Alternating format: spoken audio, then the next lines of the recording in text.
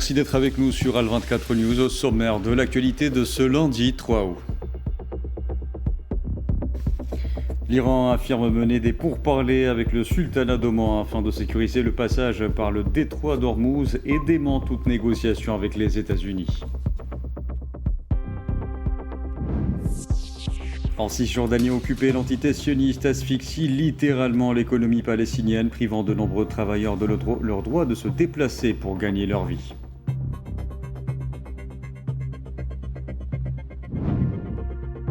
À la veille du 6e anniversaire de l'explosion au port de Beyrouth, le président libanais Joseph Aoun estime nécessaire la publication de l'acte d'accusation dans cette affaire.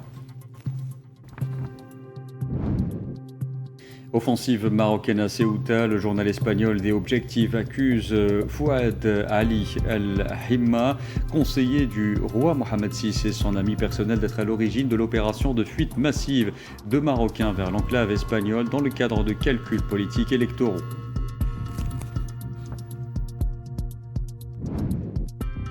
Et puis Sahara occidental, le représentant du Front Polisario auprès des Nations Unies, Sidi Mohamed Omar, réaffirme à Al24 News l'attachement indéfectible du peuple sahraoui à ses aspirations nationales légitimes, à la liberté, à l'indépendance et au parachèvement de sa souveraineté sur l'ensemble de son territoire national.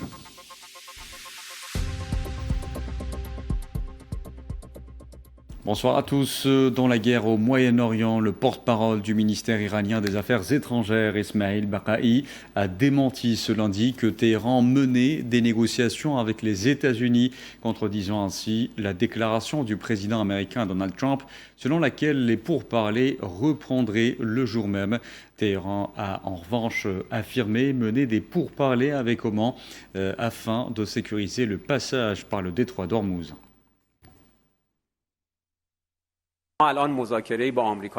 Nous n'avons actuellement aucune négociation avec les États-Unis. Les négociations se déroulent avec Oman et visent à parvenir à un accord sur une voie permettant d'assurer la sécurité du passage maritime dans le détroit d'Ormuz. Notre objectif est de déterminer dès que possible et en concertation avec Oman un itinéraire qui sera bien entendu temporaire. Sur cette base, nous pourrons garantir la sécurité de la navigation dans le détroit d'Ormuz, un accord sur itinéraire permettant le passage sur des navires à travers le détroit d'Ormuz est une condition nécessaire à la réouverture du détroit d'Ormuz. Mais ce n'est pas une condition suffisante.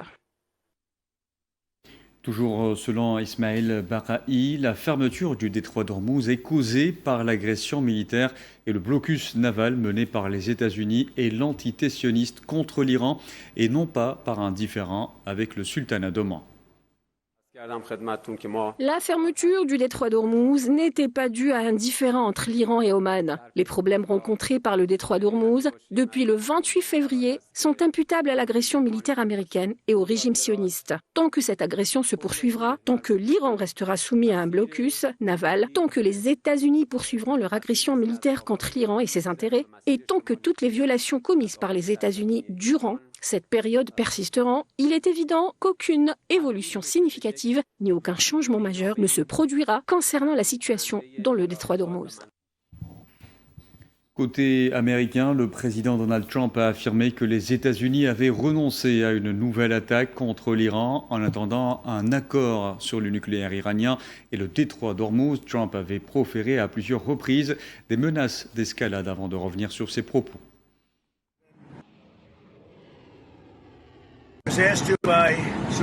Nous étions tous prêts à intervenir à cette heure-ci et cela aurait été une attaque massive. Nous étions enfin prêts. Mais quand les alliés vous demandent d'annuler, il faut bien se dire « on verra ». Et la raison pour laquelle ils le demandent, c'est que je crois qu'il y a un accord. Il y a un accord sur le détroit d'Ormuz et il y a un accord sur le nucléaire. Ou plutôt, on pourrait appeler ça la dénucléarisation de l'Iran. L'entité sioniste poursuit son agression génocidaire contre la bande de Gaza. Selon les autorités sanitaires palestiniennes, les corps de 19 martyrs ainsi que 35 blessés ont été transférés vers les hôpitaux de Gaza au cours des dernières 24 heures. Et depuis le 7 octobre 2023, le bilan des victimes de ce génocide s'est alourdi à 73 375 martyrs et 174 220 blessés, en majorité des femmes et des enfants.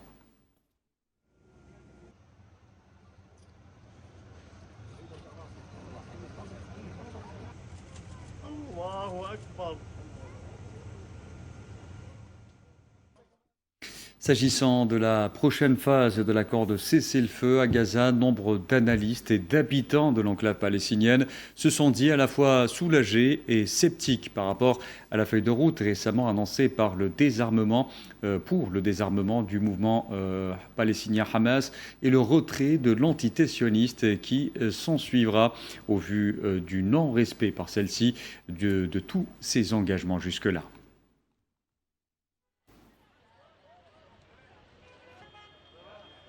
Les États-Unis devraient faire pression sur le gouvernement israélien pour qu'il respecte ses obligations à ce stade, car bon nombre des objectifs précédents d'Israël ont été atteints. Le gouvernement israélien actuel ne souhaite pas mettre en œuvre cet accord, car des élections auront lieu dans 2 mois. Il est peu probable qu'il fasse des concessions substantielles à la Palestine avant les élections de fin octobre. Nous gardons encore une lueur d'espoir. Nous espérons que cet accord pourra être mis en œuvre dans la réalité. Tous les 2 ou 3 mois, les parties concernées nous annoncent qu'un accord de cessez-le-feu est imminent. L'optimisme demeure, mais il ne s'agit que de vaines paroles. Nous avons entendu ces mêmes mots bien trop souvent, et pourtant, nous sommes toujours confrontés à la mort.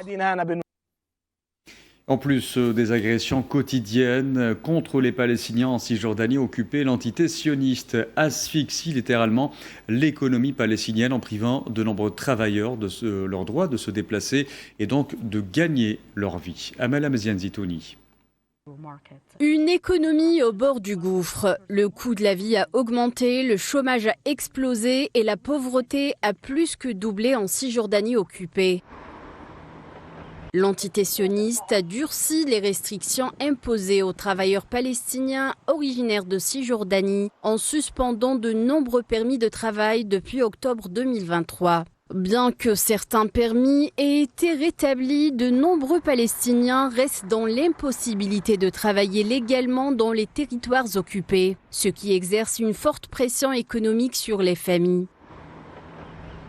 Chaque matin, les travailleurs font la queue devant le mur qui sépare l'entité sioniste de la Cisjordanie occupée pour se rendre à leur travail. Hamdi Salama, un ouvrier du bâtiment originaire de Beit Lahm, effectue chaque jour le trajet jusqu'à son travail à Al-Quds occupé. Hamdi a perdu son permis et n'a pas pu en obtenir à nouveau qu'il y a quelques mois. Avant le 7 octobre, nous passions par le point contrôle 300. Après le 7 octobre, je pense qu'ils ont supprimé tous les permis pour tous les travailleurs en Palestine. Et il n'y avait plus de travailleurs, plus aucun permis pour les travailleurs du tout. Ces 2 dernières années, beaucoup ont été tués, beaucoup ont été blessés et les prisons sont pleines de travailleurs. Faute de permis, de nombreux Palestiniens se sont tournés vers des passages risqués, sans autorisation, en empruntant des brèches dans la barrière de séparation ou en traversant des zones reculées. Ceux qui sont pris au piège risquent l'arrestation et l'emprisonnement. D'autres sont tués en tentant de traverser. Mais beaucoup disent n'avoir guère le choix s'ils veulent subvenir aux besoins de leur famille. Le durcissement des restrictions a également affecté le marché de travail sioniste. Le secteur de la construction, l'un des plus dépendants de la main-d'œuvre palestinienne, est confronté à une pénurie importante. De nombreux employeurs peinent à la remplacer. Au Liban, le ministre libanais de l'Information, Paul Marcos, a affirmé à l'issue d'une réunion du gouvernement que le Premier ministre Nawaf Salam avait évoqué des efforts visant à obtenir des retraits successifs de l'entité sioniste du territoire libanais jusqu'à un retrait total du pays.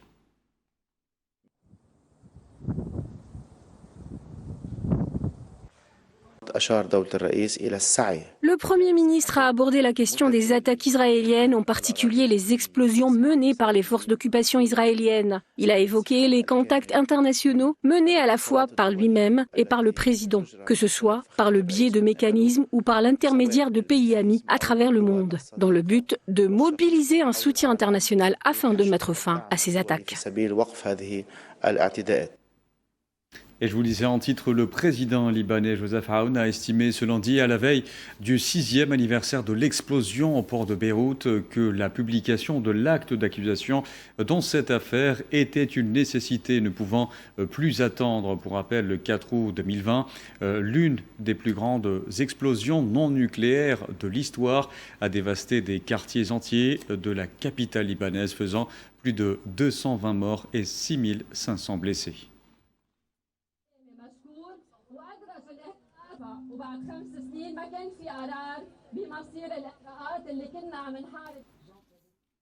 Et je vous en parlais en titre, la police espagnole a dispersé hier un groupe de migrants dans la ville de Ceuta qui a connu ces derniers jours, je vous le rappelle, l'afflux de quelques 60 000 migrants irréguliers du Maroc vers cette ville espagnole. Selon un nouveau bilan communiqué par les autorités espagnoles, au moins 72 migrants marocains sont morts en voulant rejoindre illégalement l'enclave espagnole depuis la côte nord du Maroc.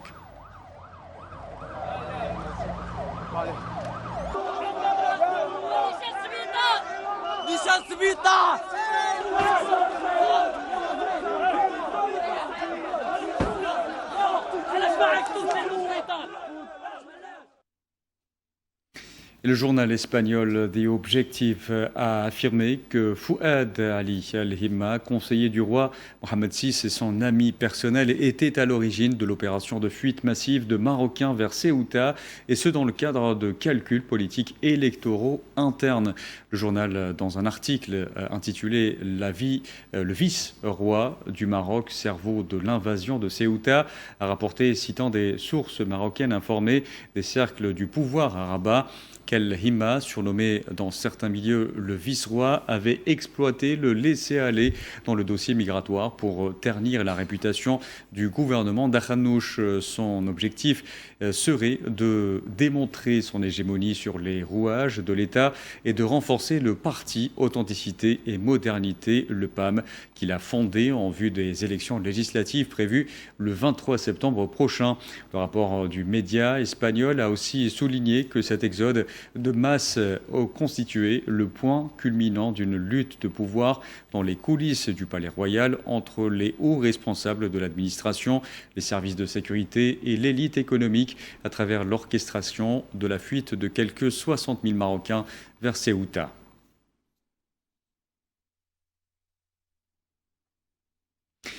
Par ailleurs, et selon le journal El Espagnol, la gendarmerie royale marocaine est le principal acteur de l'organisation de l'exode massif de Marocains vers Ceuta. L'article a démonté la thèse du régime marocain selon laquelle des réseaux de trafic d'êtres humains auraient orchestré l'invasion massive en invoquant 6 raisons détaillées dans un long article publié ce lundi. Sohila Akilali revient. Le flux massif de migrants marocains vers Ceuta continue de faire couler de l'encre. Cette fois-ci, c'est le journal espagnol El Espagnol qui est venu mettre en lumière de nouveaux éléments par le biais d'une analyse fondée sur 6 points cruciaux. Ces éléments, selon l'article, viennent contredire la version officielle marocaine qui attribue l'exode marocain au réseau de trafic d'êtres humains et suggère une implication des autorités officielles dans la facilitation de ces passages. L'analyse souligne que l'activité des réseaux de trafic, dont les membres sont en grande partie originaires d'Afrique subsaharienne, a connu un net recul ces dernières années en raison du renforcement des contrôles européens sur les routes migratoires. S'appuyant sur les témoignages de plusieurs Marocains ayant réussi à atteindre Ceuta, le journal a mis en évidence le rôle des éléments de la gendarmerie marocaine qui a facilité le passage des migrants vers l'enclave espagnole. Le rapport cite plusieurs témoignages qui affirment que les autorités marocaines les ont encouragés à franchir la frontière. Toujours selon l'article, le passage de plus de 60 000 personnes en quelques jours n'aurait pas été possible sans l'autorisation des autorités marocaines, compte tenu des mesures sécuritaires strictes imposées à l'occasion de la fête du trône et de la présence du roi Mohamed VI à quelques kilomètres de la zone frontalière. Par ailleurs, l'article cite des témoignages décrivant ces événements comme coïncidant avec une défaillance préméditée des forces de sécurité marocaines, en particulier durant les premières heures de l'envahissement de Ceuta, ce qui porte à croire que les autorités marocaines avaient facilité l'accès à la frontière. Le journal a soulevé de nouvelles questions sur la manière dont des milliers de jeunes ont réussi à atteindre la zone côtière sans être stoppés, alors que des images vidéo montraient des trains, des bus et des camions bondés de jeunes se dirigeant vers le nord, des scènes qui ne pouvaient échapper à la vigilance des forces de sécurité, toujours selon le journal. Pour conclure son article, l'Espagnol publie les observations de la garde civile espagnole qui révèle la présence d'agents des services de renseignement marocains au milieu du raz-de-marée de migrants de Ceuta. Pour le média espagnol, la convergence de tous ces éléments ne fait que confirmer que l'envahissement de Ceuta dépasse le cadre des activités des réseaux d'immigration irrégulière, justifiant ainsi une enquête sur d'autres rôles et facteurs associés à cet exode massif. Et le drame de Ceuta résulte également d'un malaise socio-économique profond au Maroc. Dans 37% de la jeunesse est au chômage. L'inflation pousse également des milliers de ménages vers un surendettement. Cette crise vient briser la confiance populaire envers une classe politique véreuse. La contestation s'est cristallisée en fin de semaine écoulée par cette tentative de fuite collective vers l'enclave espagnole de Ceuta pendant que le roi fêtait ses 27 ans de règne à la tête d'un royaume vassal. Maria Chouillard. La situation économique actuelle au Maroc est devenue un vrai sujet d'inquiétude. Derrière la vitrine des méga-projets d'infrastructures et le dynamisme apparent des grandes métropoles, le quotidien des Marocains raconte une toute autre histoire. Le modèle de croissance s'essouffle. Il ne parvient plus à créer de vrais emplois pour les jeunes, ce qui creuse un fossé de plus en plus profond entre une petite élite dirigeante et une jeunesse au bord du gouffre. L'inflation qui joue les prolongations et les hausses à répétition du prix des carburants pèsent lourd sur le budget des ménages. Pour s'en sortir, beaucoup de familles n'ont d'autre choix que de s'endetter et le sentiment de voir son niveau de vie dégringoler est aujourd'hui largement partagé. C'est sur le marché du travail que le blocage est le plus flagrant. Le chômage stagne à des niveaux très hauts. Les jeunes de 15 à 24 ans sont les premiers touchés. Près de 37% d'entre eux sont sur le carreau. Résultat, des millions de diplômés se retrouvent dans la catégorie des NEET, sans emploi, sans formation, coincés dans l'économie informelle ou l'inactivité forcée. À cette impasse économique s'ajoute une crise de confiance majeure envers les politiques. Le gouvernement est souvent perçu comme un club d'affaires déconnecté du terrain et sourd aux attentes de la rue. De plus, les absences répétées du roi Mohamed VI alimentent une impression de vide et de vacation au plus haut sommet de l'État, ce qui ne fait qu'accentuer la méfiance des citoyens. Beaucoup ont le sentiment que les richesses sont confisquées par une poignée de privilégiés, pendant que les hôpitaux et les écoles publiques restent à l'abandon. Cette colère qui couve depuis longtemps a trouvé un déclencheur politique fort avec la normalisation des relations avec l'entité sioniste. Pour une grande partie de la population, cette décision est vécue comme un reniement de la solidarité historique avec les Palestiniens. Les manifestations massives montrent bien la rupture entre les choix stratégiques du pouvoir et les convictions du peuple. La réponse sécuritaire et le contrôle strict des opposants n'ont fait qu'abîmer un peu plus le pacte social. Face à cet horizon bouché, la nouvelle génération ne voit plus son avenir au pays. Partir est devenu l'objectif numéro 1 d'une jeunesse qui n'a plus grand-chose à perdre, quitte à risquer sa vie dans les traversées clandestines, ultra dangereuses vers Ceuta, Melilla ou les Canaries. Ce drame migratoire permanent avec ses bilans humains dramatiques est le symptôme d'un malaise profond. Le Maroc perd ses forces vives et ses talents, piégé dans un immobilisme qui risque fort de préparer les tensions sociales de demain. Sahara occidental et dans un entretien accordé ce lundi à Al24 News, le membre du secrétariat national, représentant du Front Polisario auprès des Nations Unies et coordinateur avec la MINURSO, Sidi Mohamed Omar, a réaffirmé l'attachement indéfectible du peuple sahraoui à ses aspirations nationales légitimes, à la liberté, à l'indépendance et au parachèvement de sa souveraineté sur l'ensemble de son territoire national. Il a également rappelé la responsabilité historique des Nations Unies à l'égard du Sahara occidental en tant que territoire en attente de décolonisation.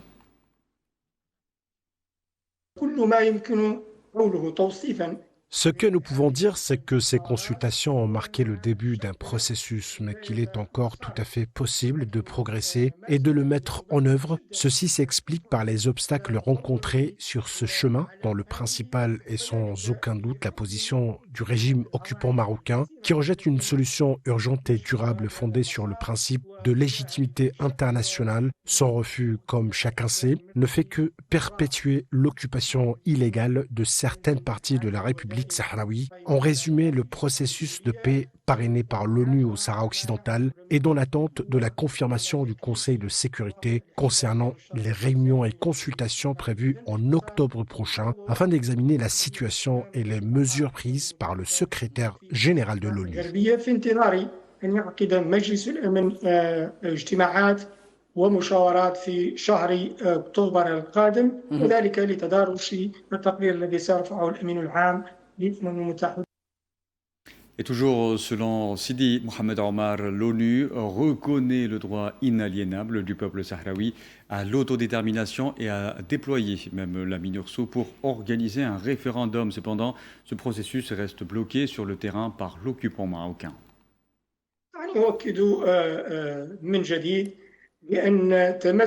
Nous réaffirmons que l'attachement du peuple sahraoui à son droit inaliénable à l'autodétermination est un droit fondamental inscrit dans ses immenses sacrifices au fil des décennies et ne peut donc être altéré par aucune décision émanant d'aucune institution. Les Nations Unies consacrent et reconnaissent ce droit, mais ce droit a été bafoué sur le terrain à travers le sang et les larmes du peuple sahraoui qui reste malgré tout attaché à ces droits pour lesquels il s'est tant sacrifié. L'ONU, qui défend le droit international dans ce monde dans lequel nous vivons, se doit de créer les mécanismes et les voies par lesquels le peuple sahraoui pourra exercer ses droits.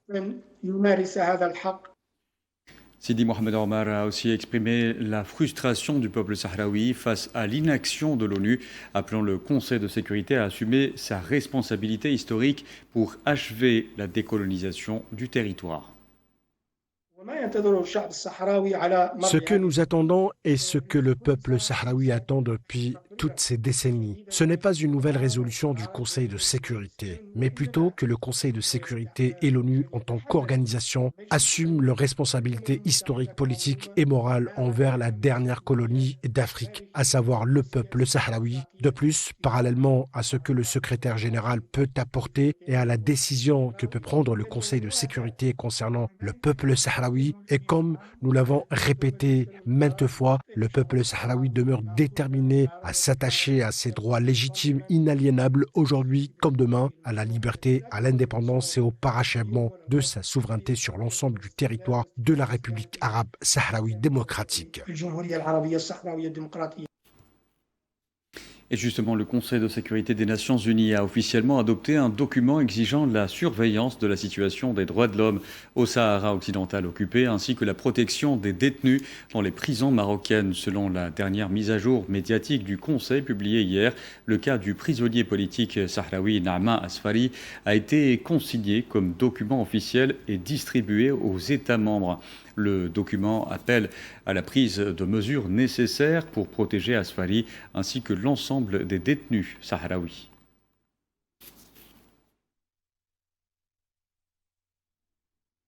Et à ce propos, le représentant du Front Polisario auprès des Nations Unies, Sidi Mohamed Omar, a adressé une lettre officielle au Conseil de sécurité de l'ONU pour réclamer l'intervention humanitaire d'urgence pour sauver la vie de Naama Asfari. Le Front Polisario, et ce n'est pas la première fois qu'il l'a fait, a informé le Conseil de sécurité et les membres de l'Assemblée générale de la situation du prisonnier politique et défenseur sahraoui des droits de l'homme, Naama Asfari, qui a entamé une grève de la faim illimitée le 8 juin dernier. Son cas n'est qu'un exemple parmi de nombreuses situations de prisonniers politiques sahraouis languissent dans les prisons de l'occupation marocaine. La lettre vise donc à alerter le Conseil de sécurité et les membres des Nations Unies sur leurs responsabilités morales et politiques à l'égard des droits humains des Sahraouis et par conséquent à prendre les mesures qui s'imposent, d'abord dans ce cas précis pour sauver la vie de ce prisonnier politique sahraoui et préserver son intégrité physique ainsi que celle des autres détenus politiques sahraouis. أولا في هذه الحالة لإنقاذ حياة السجين السياسي الصحراوي وسلامته الجسدية ولكن أيضا حالات باقي المعتقلين. Par ailleurs, et s'exprimant toujours pour Al24 News, le Sidi Mohamed Omar a affirmé que le Front Polisario avait accusé le Maroc de déstabilisation régionale et de pression politique depuis la Marche Noire de 1975. Et selon toujours Sidi Mohamed Omar, la crise diplomatique de 2021 et de 2026 avec l'Espagne illustre parfaitement cette profonde divergence géopolitique. Ce dont nous avons été témoins dans ce contexte local peut être qualifié de crise bilatérale entre l'Espagne et l'État d'occupation marocain, mais cet acte contribue à déstabiliser toute une région car les voisins de cette zone sont directement concernés, surtout si l'on garde à l'esprit ce qu'a fait l'État d'occupation marocain ces dernières années en utilisant des méthodes de pression pour déstabiliser ses voisins, voire comme moyen d'occupation et d'invasion, tout comme il l'a fait lors de sa marche noire en 1975, alors qu'il avait l'intention d'occuper nos terres. Voilà, on arrive à la fin de ce journal. Merci à vous de l'avoir suivi. Excellente soirée à tous.